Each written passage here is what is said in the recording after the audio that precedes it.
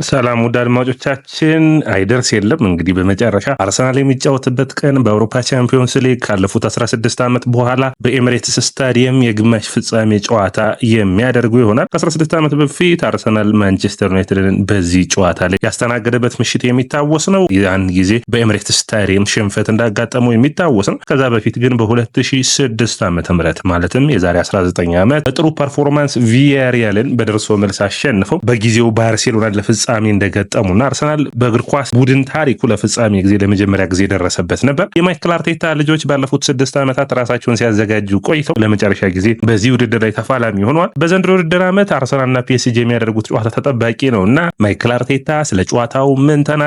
በጋዜጣዊ መግለጫው ሌላኛው የሚሆነው ሉዊስ ኤንሪኬስ ምን አስተያየት ሰጠ? በፈረንሳይ ሚዲያዎች አልተደሰተም። ገብርኤል ማርቲኔሊ እና እንዲሁም ደግሞ ቪቲኒያ አስተያየታቸውን ሰጥተዋል። ስለነዚህን ሁሉ ሰብሰብ አድርገን የምናቀርብላችሁ ይሆናል።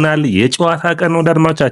ምሽት 4 ሰዓት ላይ ኤሚሬትስ ደምቆ የሚታይበት ምሽት ነው የሚሆነው። ምክንያቱም ካላችሁኝ ደግሞ አርሰናል ተጠባቂ በሆነው ምሽት ጨዋታ ላይ ፒኤስጂን የሚያስተናግድ ይሆናል። ፓሪስ ሰን ጀርመን ጠንካራው የሊግ 1 ድምቀት የሆነው የሉዊስ ኤንሪኬው ጠንካራው ፒኤስጂ ወደ ኤሚሬትስ የሚመጣ ይሆናል። ውድ አድማጮቻችን በእናንተ እይታ ስለ ጨዋታው ምን ታስባላችሁ? የውጤት ግምታችሁን አስቀምጡልን።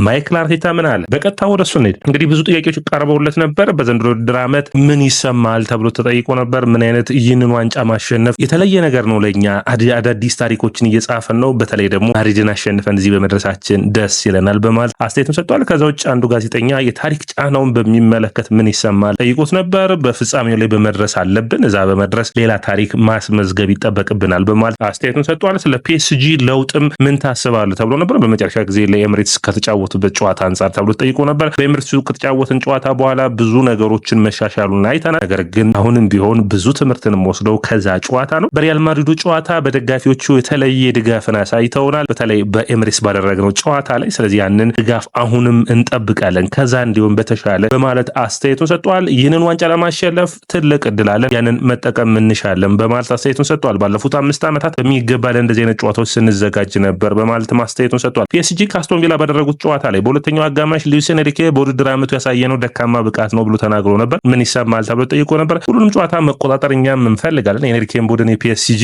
ጨዋታዎችን መቆጣጠር ላይ አተኩሮ መጫወት እንደሚፈልግ እናውቃለን። እኛም ግን ማድሪድንም ሌላኛውን ቡድንም ስንገጥም በየሜዳዎቹ ሄደን ጠንካራ ተፎካካሪ እንደሆን አሳይተናል። ከበርናቦ መጫወት በአውሮፓ እግር ኳስ ውስጥ በርናቦ ነው አስፈሪው ለመጫወት የሚከብደው ስታዲየም። እዛ ሜዳን ጥሩ ብቃታችንን አሳይተናል በማለት አስተያየቱን ሰጥቷል። ከዛ ውጭ የዲክላን ራይስ 105 ሚሊዮን ፓውንድ ማውጣታችሁ አሁን ምንም ማለት እንዳልሆነ እየተወራ ይገኛል። ምን ይሰማል ተብሎ ጠይቆ ነበር። ራይስ 105 ሚሊዮን ፓውንዱ ሊረሳለት የሚችለው ዋንጫ ስናሸንፍ ብቻ ነው ብሏል። ይህ ጥሩ የሚባል አስተያየት ነው። ከዛ ውጭ የሚኬል ሞሬኖና የቤን ዋይት ወደ ጨዋታ መመላሳቸውን ተናግረዋል። ሪካርዶ ካላፊዮሪ ግን ለዚህ ጨዋታ የመድረስ እድል የለውም በማለት አስተያየቱን ሰጥቷል። ትልቅ ስራን እየሰራ እንዳለ እናውቃለን፣ ምን ያህል ርቀት እንደምንጓዝም እናውቃለን። ስለዚህ ጠንክረን እንፎካከራለን በማለት አስተያየቱን ሰጥቷል። ሌላኛው የሆነው እንግዲህ ስለ ሴቶቹ ቡድን ተጠይቆ ነበር። የሴቶቹ ቡድን ሊዮንን ከሜዳቸው ውጭ ማሸነፋቸውን ተከትለው ለፍጻሜ አልፈዋል። እነሱ ሁሌም ከኛ ቀድሞ እየተጫወቱ ጥሩ ነገርን እያስቀመጡ ይገኛሉ። ስለዚህ እኛም ያንን ለመድገም እና ለመስራት ነው የምንሮጠው በማለት አስተያየቱን ሰጥቷል። ጫናውን መቋቋም መቻል ያስፈልገናል፣ ፒኤስጂን በተለየ ሁኔታ መዘጋጀትም ያስፈልገናል፣ ያንንም የምናደርግ ይሆናል በማለት አስተያየቱን ሰጥቷል። አለመዘናጋት ያስፈልጋል። ፒኤስጂ ጠንካራ ቡድን ነው፣ ጥሩ ታለንት ያለውን ቡድን ነው። ነገር ግን እኛ ደግሞ የተሻለ ቡድን ነን፣ ጨዋታውን የምናሳያቸው ይሆናል በማለት አስተያየቱን ሰጥቷል። ስለ ኢንተንሲቲ ጨዋታው ላይ ምን ተጽዕኖ ይፈጥራል ብሎ ጥሩ ጥያቄ ተጠየቀው። ይሄን ይመስለኛል አንድ ያለው በጨዋታው ላይ ትልቅ ተጽዕኖ የሚፈጥረው አንደኛው ኢንተንሲቲ ነው ብሏል። የጨዋታው ፍጥነት ወይም የፍጥነቱ የፕረሱ የሁሉ ሁኔታ ኢንተንሲቲው በጣም ወሳኝ ነው። ከዛ ውጭ በጨዋታው ውስጥ ራስን የመቆጣጠር ስሜትን መቆጣጠር በጣም እንደሚያስፈልግ ማይክል አርቴታ ተናግሯል። ከማይክል አርቴታ በኋላ ደግሞ ሉዊስ ኤንሪኬ በጋዜጣዊ መግለጫቸው ምን አነሱ የሚለው ነው። እንግዲህ ብዙ ጥያቄዎች የተነሳላቸው በኒሱ ጨዋታ ላይ 3-1 ስለተሸነፉ ነበር። በ3-1 ሽንፈቱ ላይ በጣም ብዙ አሳሳቢ የነበረ ብቃት አለ። ስለዚህ ብዙ የፈረንሳይ ሚዲያዎች የጠየቋቸው በዚህ ምክንያት ነበር። ነገር ግን ለምንድነው ስለ ኔጌቲቭ ወይም ደግሞ ስለ ችግሮቻችን ብቻ የምታወሩን፣ ስለ ጥሩ ብቃታችን ለምን አታወሩኝም በማለት አስተያየታቸውን ሰጥተው ነበር። ሙሉ ቡድኑ ጥሩ ብቃት ላይ ነው የሚገኘው፣ የተሻለ ብቃታችንን ለማሳየት እንሞክራለን በማለት አስተያየት ሰጥቷል። ስለ ማይክል አርቴታ ተናግሮ ነበር። በአውሮፓ ካሉ ምርጥ ቡድኖች ውስጥ አንዱ ነው። አሁንም በዚህ ውድድር ላይ አራታችን መገናኘታችን ራሱ እዚህ መድረሳችን ምን ያክል ጠንካራ እንደሆነ የሚታይ ነው በማለት አስተያየቱን ሰጥተዋል። ደጋፊዎቹ የተለዩ ናቸው፣ የተሻለ ለውጦችን እናስባለን። ነገር ግን አለ ሉዊስ ኤንሪኬ አርሰናልን ማሸነፍ እንደምንችል እናምናለን። ሊቨርፑልና አስቶን ቪላ ላይ ያደረግነውን ለውጦች አሁንም አርሰናል ላይ እናደርጋለን። አንፊልድ ሂደን ማሸነፍ ከቻለን ለምን ኤሚሬትስን አናሸንፍም በማለት እንግዲህ ሉዊስ ኤንሪኬ ተናግሯል። ገብርኤል ማርቲኔሊ አስተያየቱን ሰጥቷል። እንግዲህ አርሰናሎች በዚህ ውድድር ላይ የተለያዩ አይነት ተጫዋቾችን ነው እንግዲህ ፕሬስ ኮንፈረንስ እንዲሰጡ ወይም ጋዜጣዊ መግለጫ እንዲሰጡ ያደረጉት። ሳሊባ ነበር፣ ቡካዮ ሳካ የማድሪዱ ጨዋታ ነበር፣ ኦዴጋርድ የፒኤስቪ ጨዋታ ነበር። ብዙዎቹን አስተያየት እንዲሰጡ አድርጓል። ይህ በጣም አስደሳች ነው ለአርሰናል ደጋፊዎች፣ ብዙዎቹን ጥያቄ እንዲጠየቁ ከፕረሱ ጋር ጥሩ ግንኙነት እንዲኖራቸው የሚታይ ነው። ከነዚህ ውስጥ ደግሞ ገብርኤል ማርቲኔሊ በጣም መነሳት የሚጠበቅበት ተጫዋች ይመስለኛል። የዛሬ 6 ዓመት ወደ እንግሊዝ ሲመጣ እንግሊዝኛ መናገር የማይችል የነበረው ከዴቪድ ሉዊዝ ጥግ የማይጠፋው ገብርኤል ማርቲኔሊ አሁን ደግሞ ብቁ ሆኖ ሌሎችን ተጫዋቾች እያለማመደ እንዳለና በአርሰናል ቤት ምንም ቢፈጠር የመቆየት ፍላጎት አለኝ በማለት አስተያየቱን ሰጥቷል። ሌላ ተጫዋች ቢመጣስ ተብሎ ተጠየቀው ምንም አታስቡ፣ እኔ መፎካከር እንፈልጋለን፣ አርሰናል እኮ ነው ቡድኑ በማለት አስተያየቱን ሰጥቷል። እንግዲህ በራስ መተማመናችን ጥሩ ነው፣ ለማድሪዱ ጥሩ ስራ ሰርተናል፣ በዛም መቀጠል እንፈልጋለን። በዚህ ዓመት በሚገባ ስንዘጋጅ ነበር።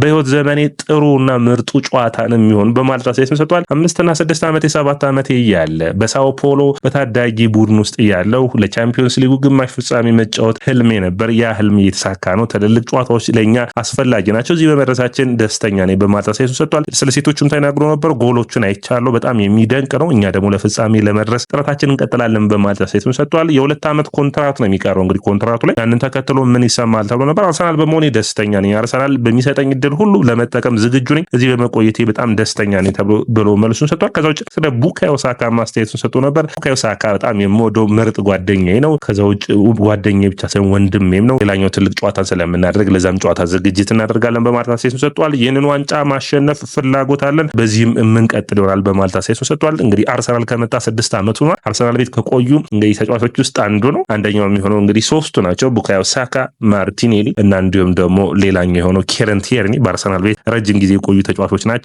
እንግዲህ ይህ ተጫዋች አሁንም በጥሩ ብቃት እየቀጠለ ነው። ባለፉት ዓመታት በኤሮፓ ሊግ ነበር የምንጫወተው፣ አሁን ቻምፒዮንስ ሊግ ግማሽ ፍጻሜ ደርሰናል። ይህንን ማሻሻል ይጠበቅብናል። በመከላከሉ ረገድ በጣም ታግዛለህ፣ ያ እንዴት ታየዋለህ ተብሎ ተጠይቆ ነበር። ምን ማድረግ አለብን? እንደ ቡድን ቪኒሺየስ፣ ሮድሪጎ ሲኖሩ በማድሪዱ ጨዋታ በተለይ በሚገባ መከላከል ይጠበቅብናል በማለት አስተያየቱን ሰጥቷል። የዛሬ 2 ዓመት 15 ጎሎችን አስቆጠረ። የውድድር ዓመቱን ምርጥ ብቃትን አሳይተህ ነበር።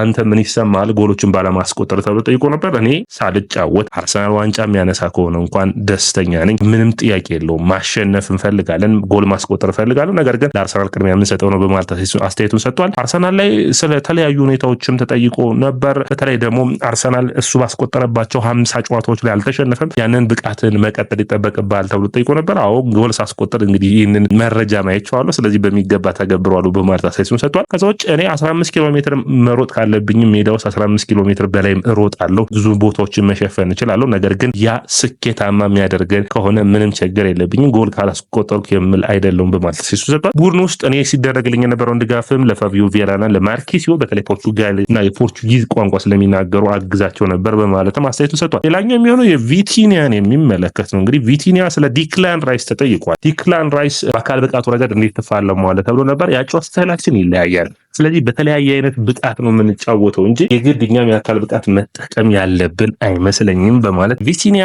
አስተያየቱን ሰጥተዋል። ሰላም ወዳጆቻችን፣ ይህ ያያ ስፖርት ነው። ላይክ፣ ሼር፣ ኮሜንት፣ ሰብስክራይብ ማድረጋችሁን አትርሱ።